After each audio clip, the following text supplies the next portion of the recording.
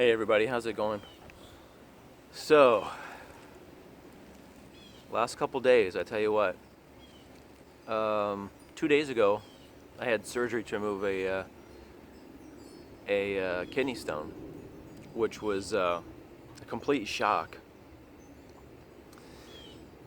So this is kind of the the short version. The short version is I was having pain Friday, I guess a week ago. I had a kid diagnosed with a small kidney stone before, month before. So they gave me some medication that it would help it pee itself out, essentially. So then I thought everything was cool. I was like, I'm not going to have a kidney stone that quick, right? Of course not. And the first one was like pretty much didn't hurt, and there was just pain in my kidney. My kidney was hurting. And that's how I ended up going to the emergency room. So I was having those pains again, and I was thinking maybe it's just a fluke, and I was making excuses is what I was doing because I didn't want to have to go through that again.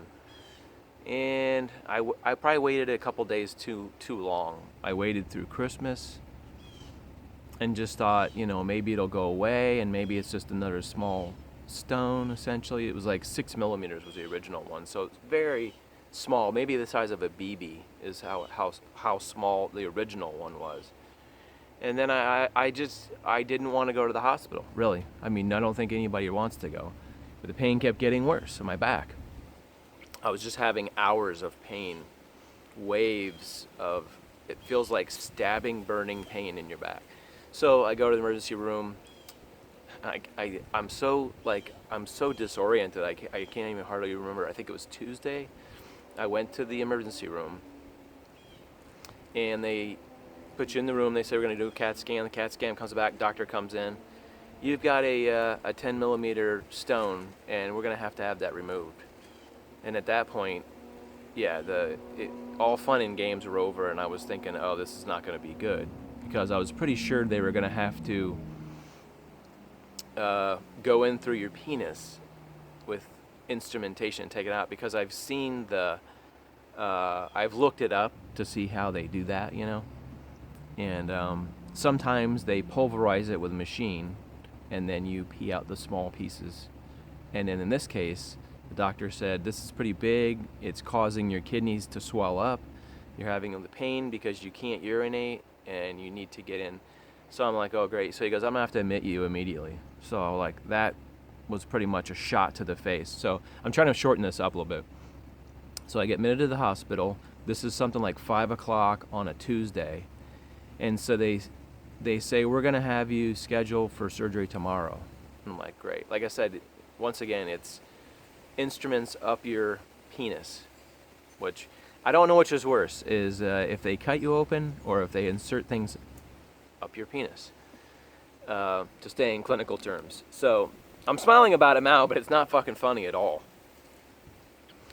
Because feeling now, after post-surgery, you can feel that they were putting things up your hoo-ha.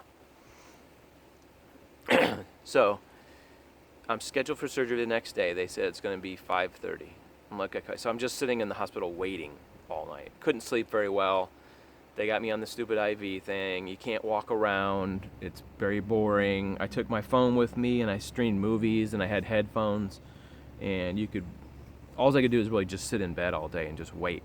So the next day, I'm just waiting. My girlfriend comes in and waits with me, and they're putting me on like all these pain pills and stuff, and this one pain pill makes me really sleepy. So she ends up leaving. I'm supposed to go to surgery at 5:30. I don't hear anything. Nobody's telling me. The nurse isn't coming in telling me, oh, by the way, you're having surgery, this, that, and the other. And I don't hear anything. So 5:30 goes by, nothing happens. So, like I said, I'm on drugs and stuff, and so I'm not really processing it well, except I remember that they said 5:30, and there's a clock right in front of me that says 5:30, so I'm wondering what's happening. And then they say they postponed it because they didn't say why. They just said they're going to do it at 10 p.m., I think. I'm like, what the fuck? Really? So, like I said, they're coming in taking blood and, doing all that stuff, coming around with pain pills and all kinds of shit. And I'm miserable, just completely miserable. So I can't eat the whole day.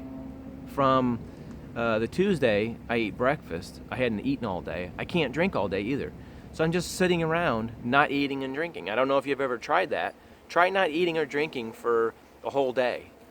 It's pretty friggin' hard. And your throat gets really dry and everything, and it's just miserable, and you want to go get a snack from the fridge, but you can't because you're in the hospital and they won't give you anything. And I had like a small little bottle of water, and I was taking sips, and they're like, yeah, you can't drink it. I said, I can't even have ice chips. They're like, no. So anyway, 10 o'clock rolls around.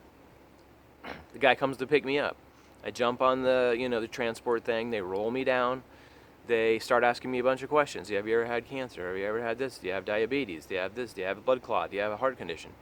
And I saw him filling out all these questions, and then that's the pre-op people. And I'm sitting in a bed with, an IV and all that crap, and a special like blanket that keeps you warm and all that.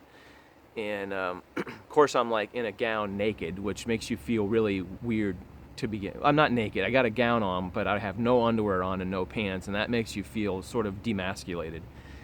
So they ask me all the questions. And I tell them that I have anxiety and all this stuff. And they say, okay, we're going to give you something for your anxiety. And to make you feel a little bit better, because like they wouldn't let me take my medication for anxiety is what the issue was. And so, like I said, just feeling like crap, especially at that time, I was having like a lot of pain. I'm literally just shaking, like my hands are shaking like this.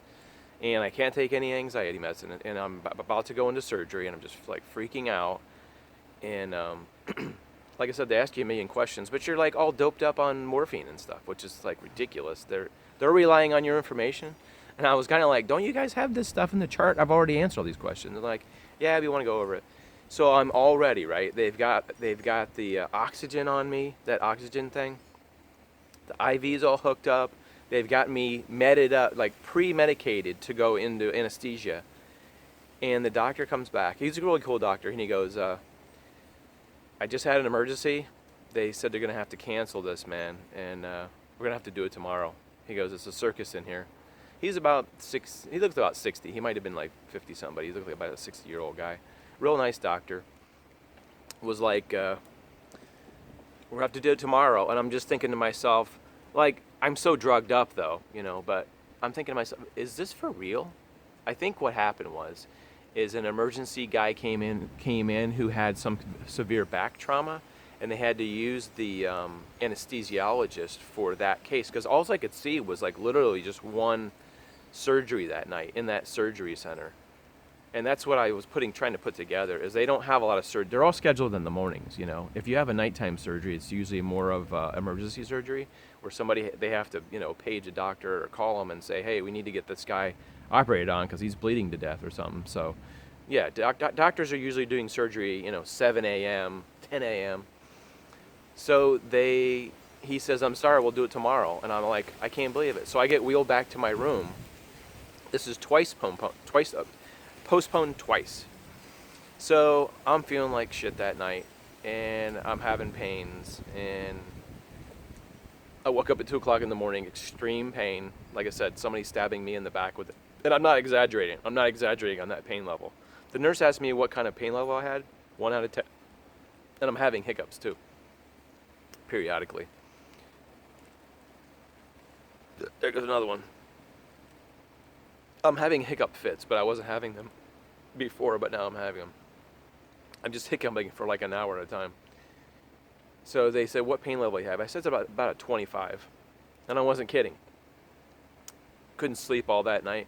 Finally, 7 o'clock rolls around. They put me in the surgery deal again. Same doctor. Asked me some questions. He was real cool about it. He was like, sometimes things just work out the way they're supposed to, And I said, okay.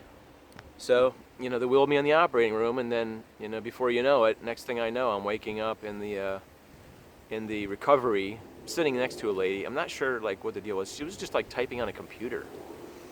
And I asked her a couple questions. How long did it take? And, what time is it? And I knew they were going to call my girlfriend afterward, and I was worried about telling her because she was waiting to find out what happened afterward. So essentially, they go in with a camera and a laser, They break up the stone, and then they on YouTube it was showing that they take the pieces out with like a little cup or something, little wire basket.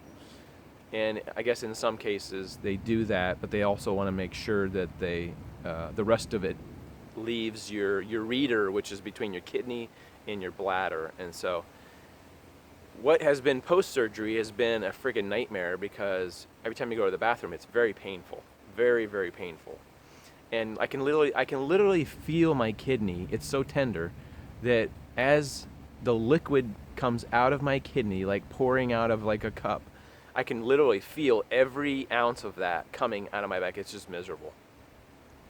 So I'm out of the game for quite a while, unless I start feeling like a lot better, because all I'm doing is going back and forth to the bathroom and getting something to eat and going right back to bed.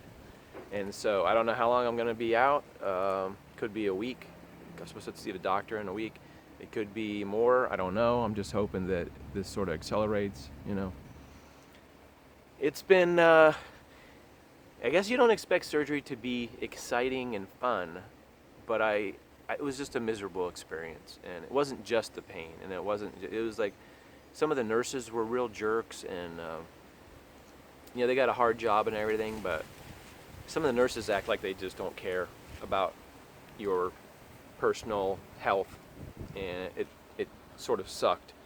Anyway, that's just an update from me. This is what I'm doing. Oh, my birthday was New Year's Eve too, so I just got out just in time to be in extreme pain post-surgery for my birthday. So that was super exciting. I mean, what more could one ask? Anyway, I'm trying to be funny, but I'm miserable. And I'll see you guys as soon as I'm more well than this, because literally I'm not doing anything today but eating food and laying in my bed and watching movies. I hope you guys have a good year, because this is one hell of a way. I guess I'm glad to be alive, though. I'm glad that the surgery worked out, and I'm glad to be alive. But it has not been fun. And people are like, "Happy New Year, man! Send me," and I'm like, "Okay, I'll talk to you guys later. See you later."